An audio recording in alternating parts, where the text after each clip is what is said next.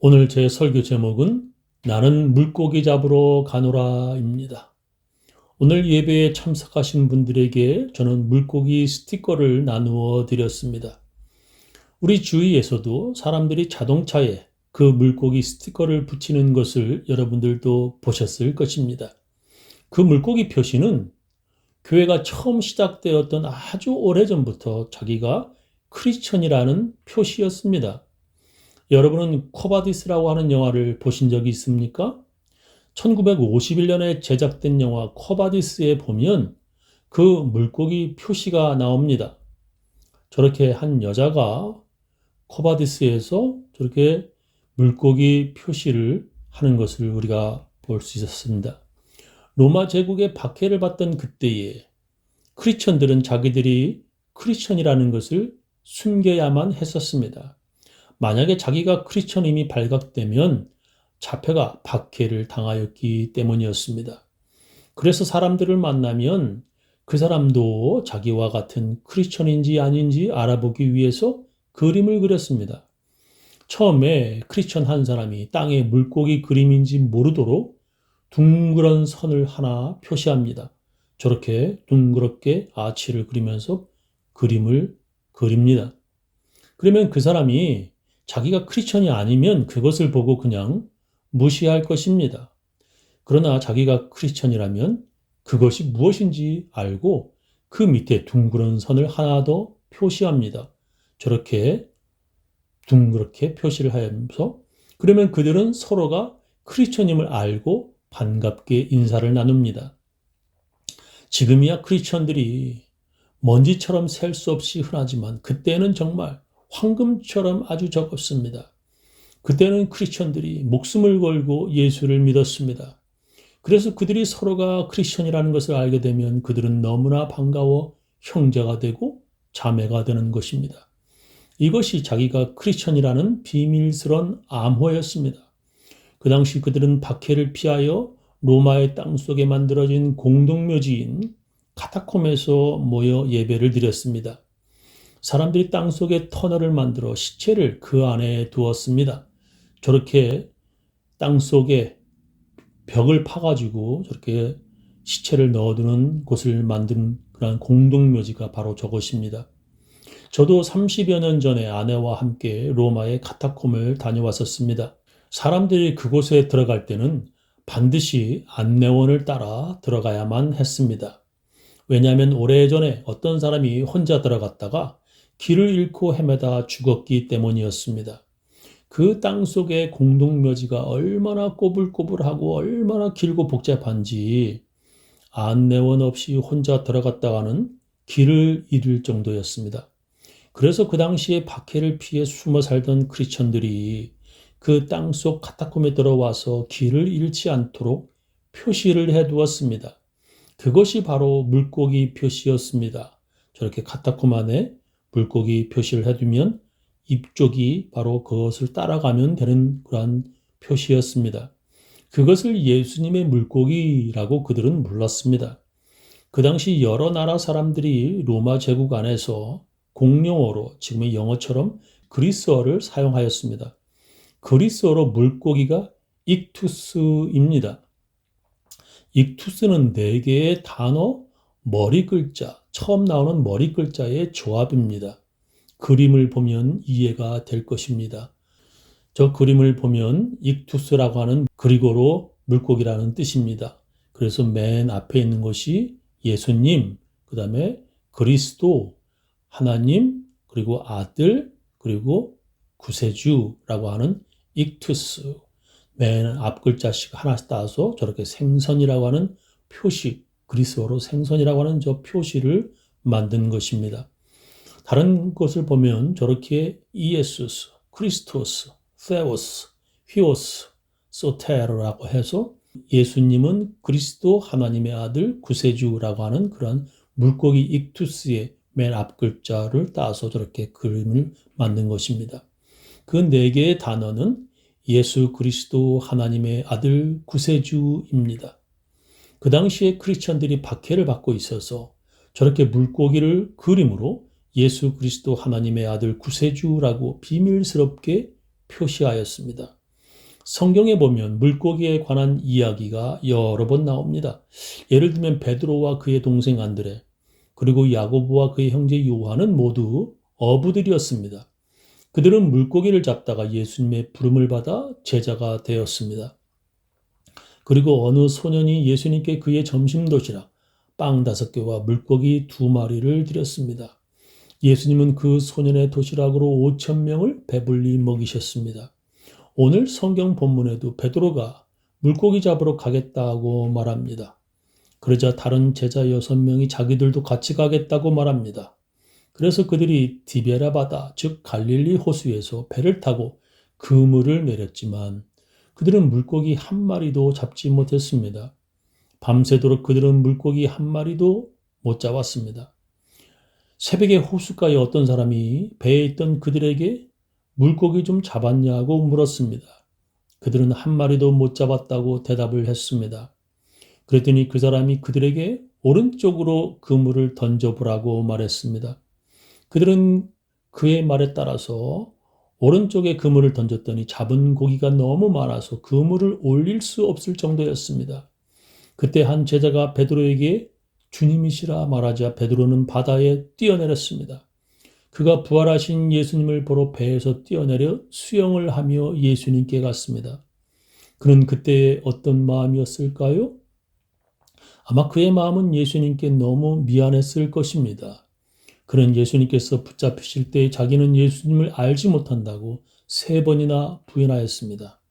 자기는 예수 믿지 않는다고 그는 3번씩이나 소리 지른 사람입니다. 그것도 병사들 앞에서가 아니라 별스럽지 않은 어린 여자 하녀 앞에서 그는 예수님을 모른다고 부인하였습니다.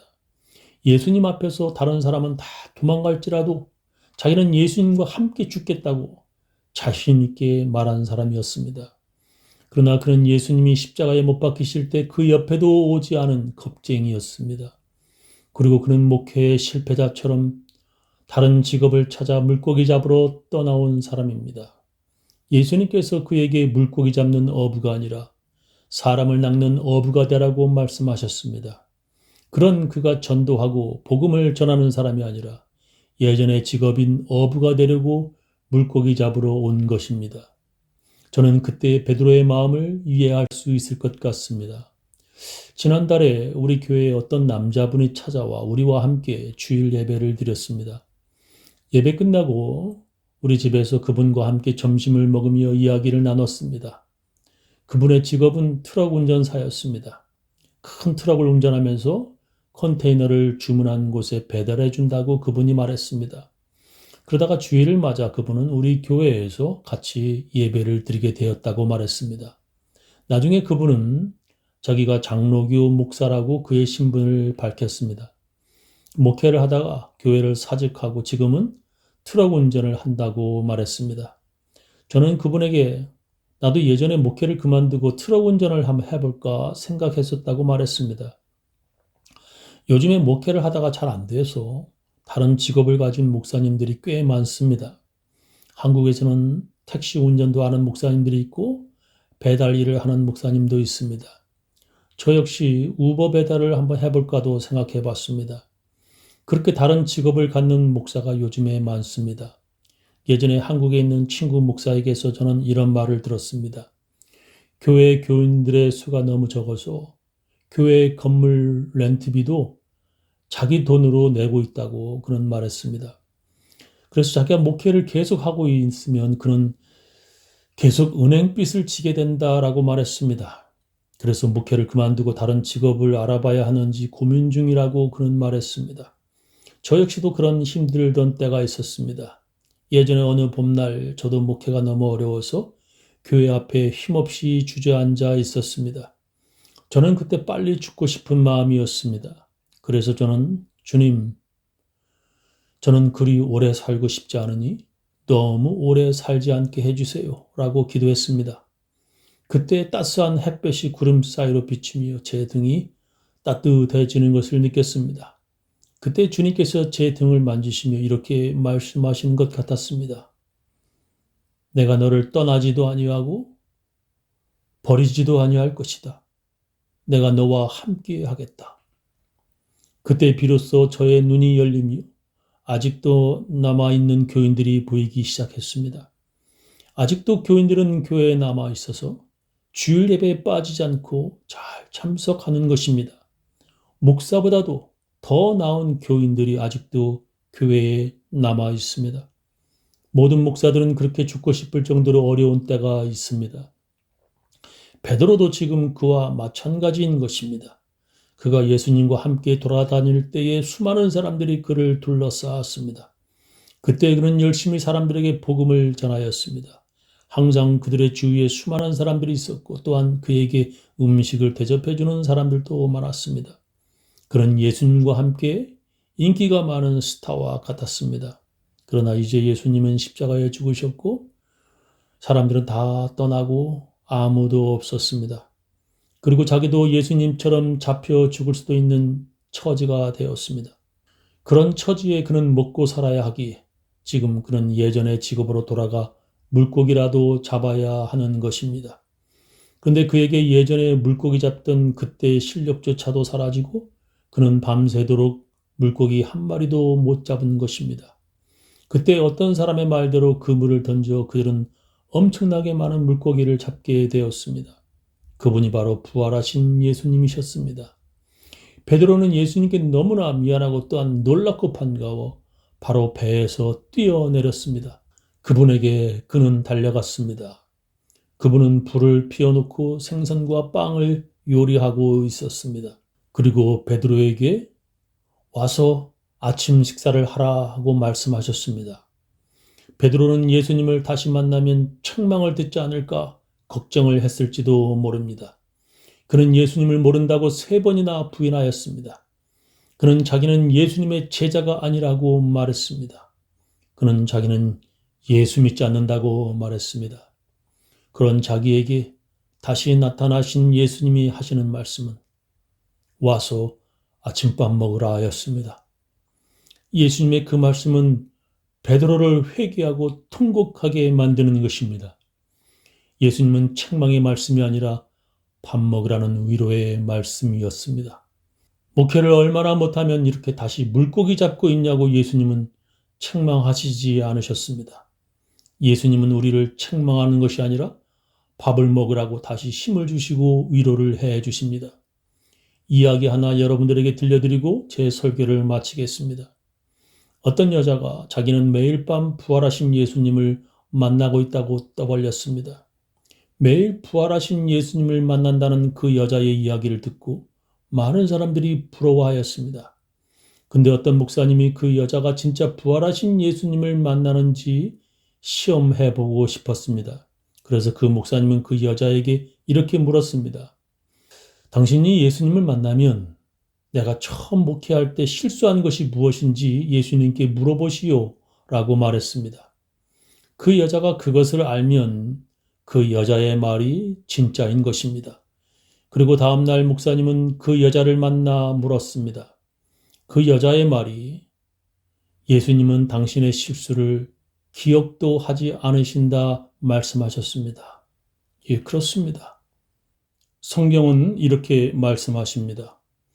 내가 그들의 불의를 긍휼히 여기고 그들의 죄를 다시 기억하지 아니하리라 하셨느니라 하셨습니다. 우리가 우리의 죄를 회개하면 예수님은 지나간 죄를 기억도 하지 않으십니다. 베드로가 아무리 3번이나 예수님을 부인하여도 그가 회개하면 예수님은 기억도 하지 않으십니다. 예수님은 우리의 죄를 심판하기 위해서가 아니라 용서하기 위해서 오셨습니다. 베드로는 그런 은혜의 예수님을 믿었습니다. 그러나 가룟 유다는 예수님이 무섭게 책망하신 분으로 잘못 생각하였습니다. 율법적인 믿음은 가룟 유다를 죄로부터 돌아서 회개하게 하는 것이 아니라 도리어 자살하게 만듭니다. 만약에 가룟 유다가 이것을 믿고 회개하였다면 그는 베드로보다 더 위대한 사도가 되었을 것입니다. 회개한 베드로를 만난 예수님은 그에게 책망하지 않으시고 와서 아침 먹으라 말씀하셨습니다. 우리 교인들 모두 책망보다 위로를 하시는 예수님을 믿어 하나님 나라에 다 들어가시기를 예수님의 이름으로 축원합니다.